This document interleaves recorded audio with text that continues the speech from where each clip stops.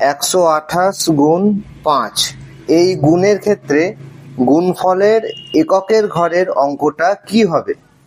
এই ধরনের অঙ্ক যদি দেয় তাহলে আমরা অতি অনায়াসেই এর উত্তর বার করতে পারবো। এই ক্ষেত্রে যদি আমরা অঙ্কটা গুণ করে দেখি তাহলে কিন্তু খুব সহজেই আমরা গুণফল পেয়ে যাব, আর সেই গুণফলের এককের অঙ্কটা কি আছে সেটা বলে দিতে পারবো।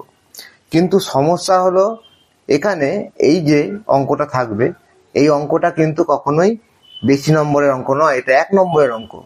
আর এই 1 নম্বরের অঙ্কের উত্তর করার জন্য নিশ্চয়ই আমরা একটা বড় গুণ করতে যাব না, তাহলে সেই ক্ষেত্রে আমাদের অনেক সময় নষ্ট হবে, অথচ নাম্বার পাবো 1, যার ফলে আমরা হয়তো পরীক্ষার সময় সমস্ত কোশ্চেন্স এর উত্তর করে আসতে পারবো না।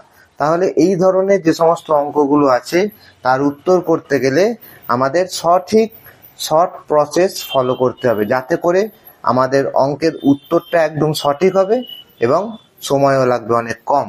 তাহলে এই ধরনের অঙ্ক আমরা শর্ট প্রসেসে কিভাবে করব আজকে সেটা শিখব। দেখো এখানে যে অঙ্কটা দেওয়া হয়েছে যে 128কে 5 দিয়ে গুণ করতে হবে, অর্থাৎ এই ক্ষেত্রে গুণ্য হলো 128 আর 5 হলো গুণক। সবার আগে আমরা গুণটা করে দেখাচ্ছি, যদিও এই গুণ কিন্তু তোমাদের করতে হবে না, কিন্তু অঙ্কর প্রসেস বোঝানোর জন্য আমরা গুণটা শুরু করছি। দেখো এখানে গুণ্য যেটা আছে 128, এটা সবার আগে আমরা লিখে নিলাম। তারপর এটাকে 5 অর্থাৎ গুণ্য ওকে 128কে 5 গুণক তাকে দিয়ে গুণ করতে হবে, সেজন্য আমরা 5 লিখে এবার গুণটা শুরু করছি।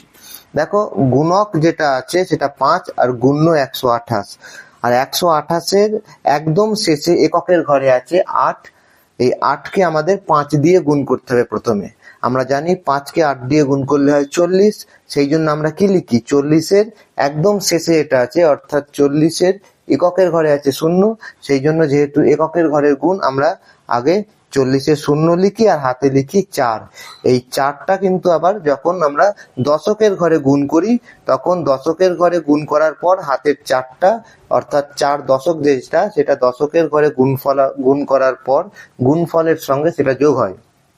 আমরা অত দূর আর যাবো না, যেহেতু দেখো লক্ষ্য করে দেখো এখানে 5 8 40 যখন হচ্ছে 40-এর 0 যেটা লিখছি, এই শূন্যটাই কিন্তু যে গুণফল আমরা পাবো তার সব থেকে একদম ডান দিকে থাকবে, অর্থাৎ এই শূন্যটাই কিন্তু গুণফলের এককের ঘরের সংখ্যা হবে, অঙ্ক হবে। তাহলে এখন যে প্রশ্নটা আমাদের ছিল আবার সেই প্রশ্নতে ফিরে আসো, যে 128কে 5 দিয়ে গুণ করলে গুণফলের ক্ষেত্রে এককের ঘরে যে অঙ্কটা থাকবে সেটা কোনটা। তাহলে আমরা উত্তর পেয়ে গেলাম, এককের ঘরে থাকবে 0, কারণ দেখো যে 5কে 8 দিয়ে গুণ করলে হয় 40, যেহেতু 2 অঙ্কের সংখ্যা 40, তার আবার এককের ঘরের সংখ্যা যেটা সেটা বসবে। এইভাবে এরকম ধরনের অঙ্ক থাকলে আমরা এই ক্ষেত্রে কিন্তু আর গুণটা করে দেখবো না। তাহলে আমাদের শর্ট নিয়মটা কি হলো?